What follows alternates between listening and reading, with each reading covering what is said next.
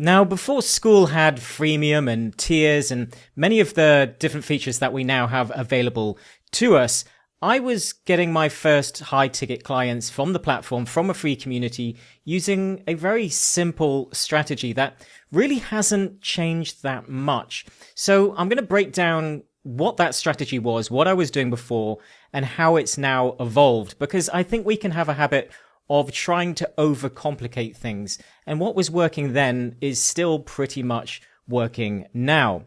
So the simple setup that I had and I was actually using was similar in the sense that it was traffic. So we were using some form of traffic to get towards the community, to get free members inside.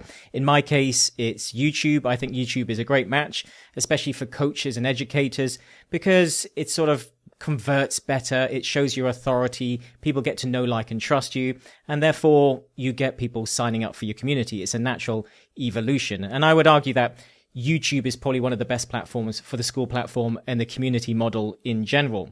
But then basically, it would send people towards my Skool community. And then once inside, I would then try to sell them something. But before we had freemium, we didn't really have many options. It was just a free community.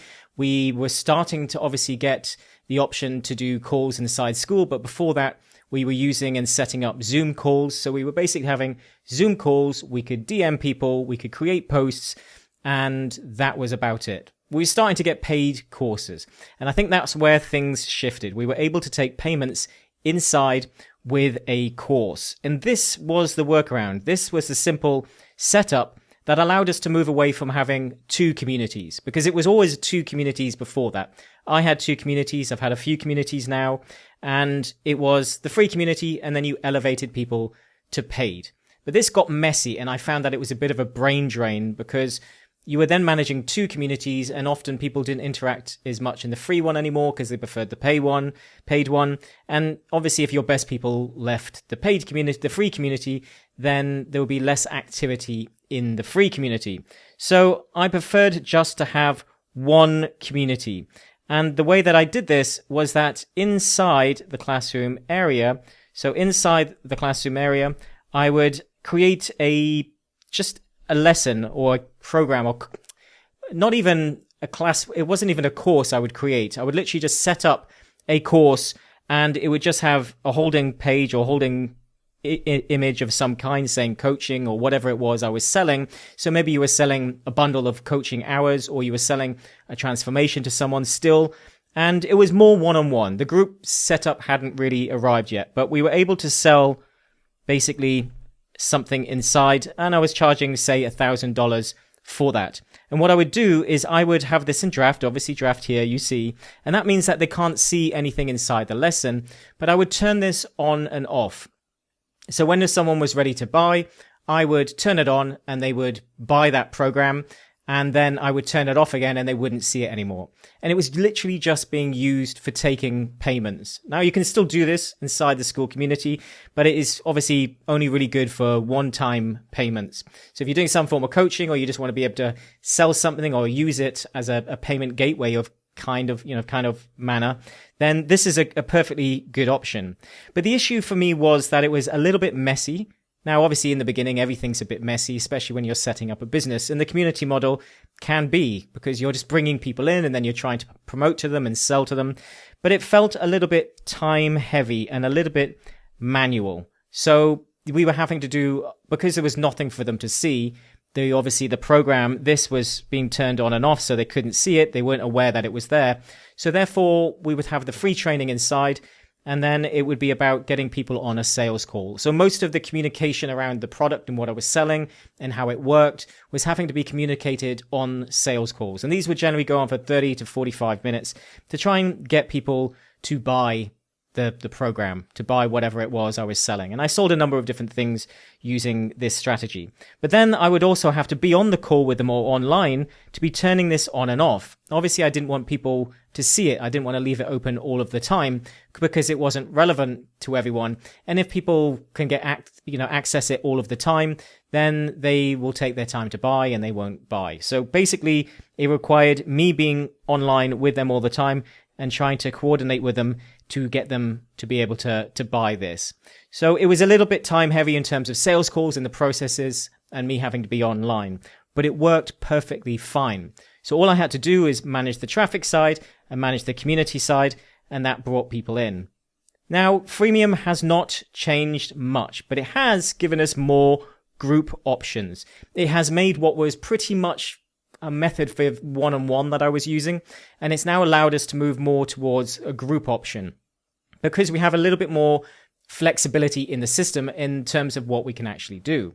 So we still want to be sending quality traffic into the system. And again, I really recommend YouTube traffic for this. If you'd like to know more about the model that we actually currently use, the way that we use YouTube, the way that we use the community model and how we set things up, then I will link to our free community in the video description, where I'll go into this in more detail and the different things that you need to know.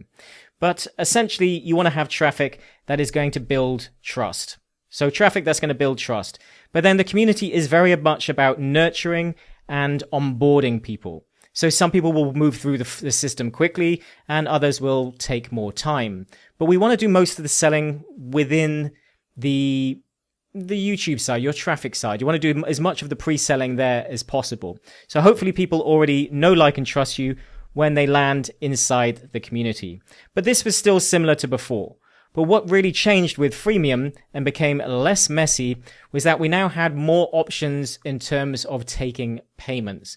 What freemium allowed us to do was charge monthly or annual. I prefer annual myself. But it meant that we didn't have to offer lifetime, because lifetime can get a little bit messy. What does lifetime mean? Does lifetime mean forever?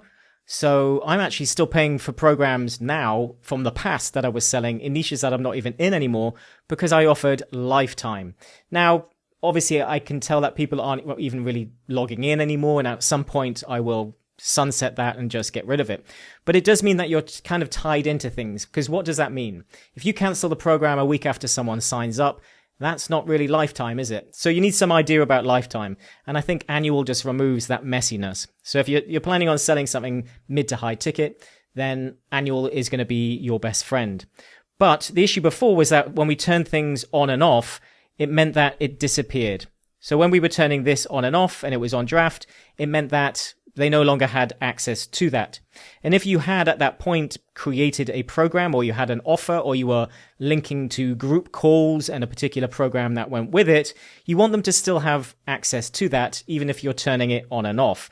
And this is essentially what freemium allowed us to do inside, because it could give people access to group calls. It could give people access to a particular program or multiple programs.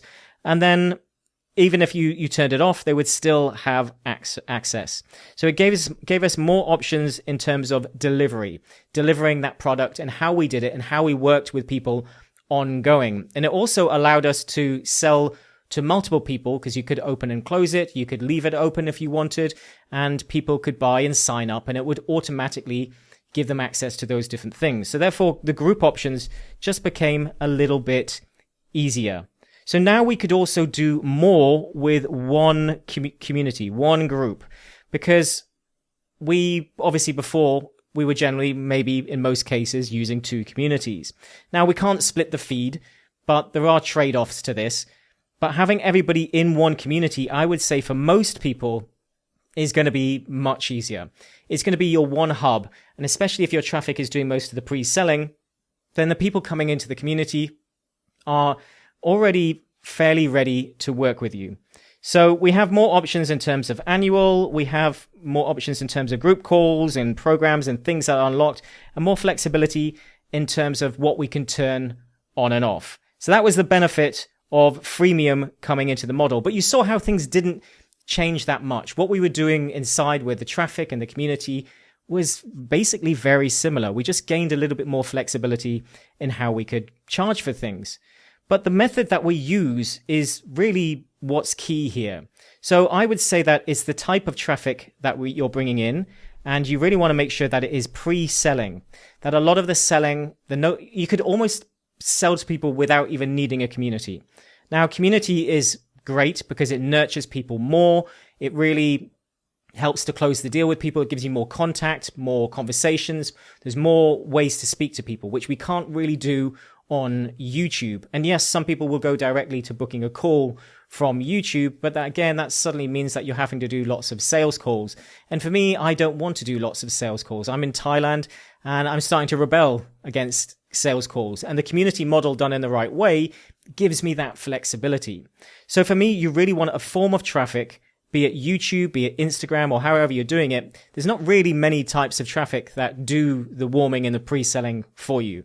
But I generally see that long form YouTube videos, especially for coaches and educators who want to sell mid to high ticket, then long form content is where it's at. Short form and Instagram is great for low ticket, but really if you want to do mid to high ticket, if you want to get clients, you really want to be doing YouTube long form and in a way that's going to show your authority and pre-sell people so that when they hit your community, all you're really doing with the community is incubating them and moving them forward to the next stage. So it gives us the option to be able to speak to them more and do all of the different types of onboarding, as well as then being obviously able to close them and starting to make those sales and then deliver the program to them. So the benefit of the Skool in particular, obviously there's other tools out there, but I really love Skool because it brings in additional traffic, but it can act as that hub as well. So I can take payments, I can deliver the program to them, I can serve them, I can have calls with people. So it's my one-stop hub for my entire business. But what really matters is how we onboard people, the flow that we take them through.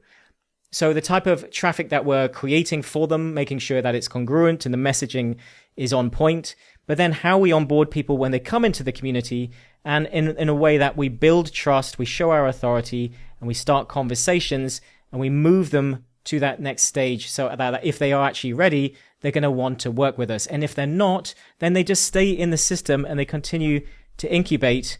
And hopefully one day when they're ready, they want to work with us. And that is the simple system that we use. It's a simple setup and a simple flow.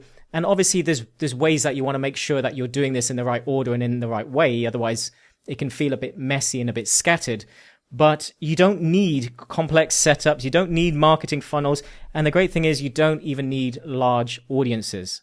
We actually want more targeted niche channels that are going to bring in the right people to our community, especially if you're doing some form of high ticket coaching. So there you go. That's the general setup. As you can see, it's not evolved that much. But again, if you would like more information on the exact model that we currently use and how we implement it into our business, then again, I'll link to our free community in the video description. Otherwise, thanks for watching. I'll see you in the next one.